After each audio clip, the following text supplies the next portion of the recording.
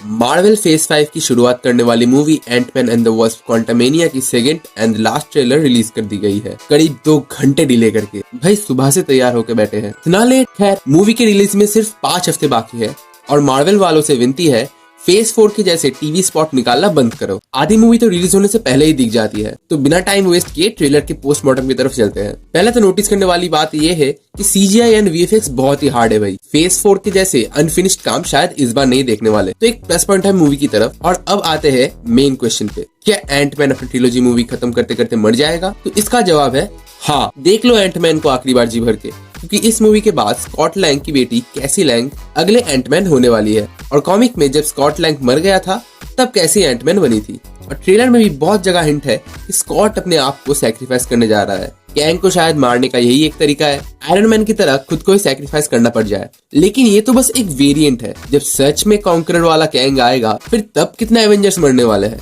खैर, दुखी मत हो, एंटमैन की आखिरी मूवी है, लेकिन स्कॉट लैंग की नहीं, क्योंकि तुम लोग एक OG एंटमैन को भूल रहे हो, हैंक पेम। और ट्रेलर में उनको ना के बराबर दिखाया गया है। क्या तुमको सच में लगता है इतने बड़े जीनियस को पूरी मूवी में ना के बराबर रोल होने वाला है? न, मार्वल को हम पहचानते हैं। तो आई थिंक हैंक पिम की ये आखिरी मूवी होने वाली है और स्कॉट इस बार सरवाइव कर जाएगा जैसे तैसे। और अगर अभी भी इस मूवी को लेकर कंफ्यूजन है कि देखने जाओ या ना जाओ, मार्वल अपना फेज 5 की शुरुआत को कॉम्प्रोमाइज नहीं करने वाला, तो कुछ अच्छा देखने का हाई चांस है। और अगर मार्वल वाले कुछ कैमियोस और डाल दे तो फिर तो वैसे मल्टीवर्स ऑफ मैडनेस जैसा एक्सपेक्टेशन ना ही रखे तो बेहतर है, वरना पूरे साल मेफिस्टो करते रहेंगे और बाद में किडनैपर गॉड बुचर हाथ में आएगा। ट्रेलर की शुरू में हमें दिखाया गया है कैसी को जेल से निकलते हुए, और मुझे लगता है कैसी MCU में करंटली स्मार्टेस्ट लोगों में से एक है, क्योंकि इतने से उम्र में उसने क्वांटम रियल्म से कनेक्ट करने वाली डिवाइस बना ली और वो काम भी अच्छे तरीके से करता है।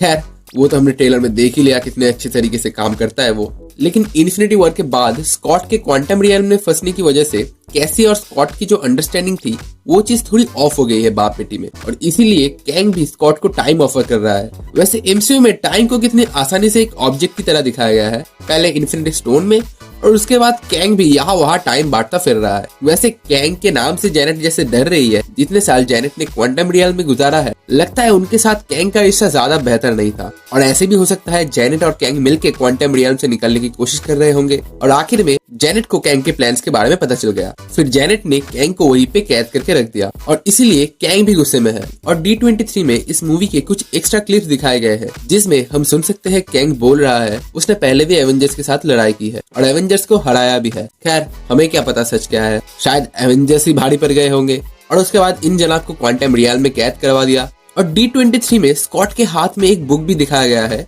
जो स्कॉट का ही लिखा हुआ है, तो शायद स्कॉट भी अब सुपर हीरो के काम से रिटायरमेंट लेने वाले थे, लेकिन बंदा कहाँ पे फंस गया। लेकिन ट्रेलर में देखने वाली बात है कैंग के साथ एक साइड विलेन मोडॉक को भी दिखाया जाता है, जो शायद एंटमैन मूवी में येलो जैकेट पहनने वाले एक्टर कोरे स्टॉल है। एंटमैन मूवी के एंड में जब एंटमैन और येलो जैकेट दोनों ही क्वांटम रियल में फंस गए थे, तब एंटमैन तो निकल गया, लेकिन येलो जैकेट ने शायद कोरे स्टॉल को ऐसा बना दिया, तब कैंग ने उसको सहारा दिया और उसको ठीक वीक किया होगा और अब दोनों को ही इस कैद से निकलना है। लेकिन कैंग को उस जगह से निकलने के लिए ये ग्लोइंग ऑब्जेक्ट चाहिए जो शैंग-ची में दिखाए गए 10 रिंग से घिरे हुए हैं। लेकिन न, ये कैसे 10 रिंग्स हो सकती है, कुछ कनेक्शन ही नहीं बैठ रहा। वैसे दोनों ही मूवी सैन फ्रांसिस्को में टेक प्लेस कर रही है, लेकिन नहीं, फिर भी कैसे हो सकता है ये। वैसे शैंग-ची मूवी की पोस्ट क्रेडिट में भी दिखाया गया है वो 10 रिंग्स किसी ऑब्जेक्ट को सिग्नल भेज रही है। वैसे कनेक्शन हो भी सकता है और मिस मार्वल के कंगन से भी कुछ कनेक्शन बैठ सकता है, क्योंकि वो भी टाइम ट्रेवल करके रियलिटी चेंज करने में माहिर है। और अगर मैं टाइम ट्रेवल कर पाता तो मिस मार्वल और शी हल्क दोनों को ही स्नैप कर देता। कोई जरूरत नहीं है MCU को तुम दोनों की। वैसे कैंग को जो ग्लोइंग ऑब्जेक्ट चाहिए, शायद उसे लेने के लिए पिम पार्टिकल्स की जरूरत है और वो सिर्फ एंटमैन के पास है। लेकिन इस सीन को देखने से पहली एंटमैन मूवी की याद आ गई, जहाँ पे एंट को इशारे से स्कॉट काम करवाता था, और इस मूवी में एंट को नहीं एंटमैन को इशारे से काम करवाना पड़ेगा। लेकिन उतने सारे एंटमैन का चक्कर समझ नहीं आया, क्या दिखाना चाहते हो मार्वल। वैसे कैसे लगी ब्रेकडाउन? अगर अच्छी लगी तो वीडियो को एक लाइक कर देना और ऐसे ही पॉप कल्चर से रिलेटेड न्यूज में अपडेटेड रहने के लिए इस चैनल को सब्सक्राइब कर लो। And me signing off, you just watched show define.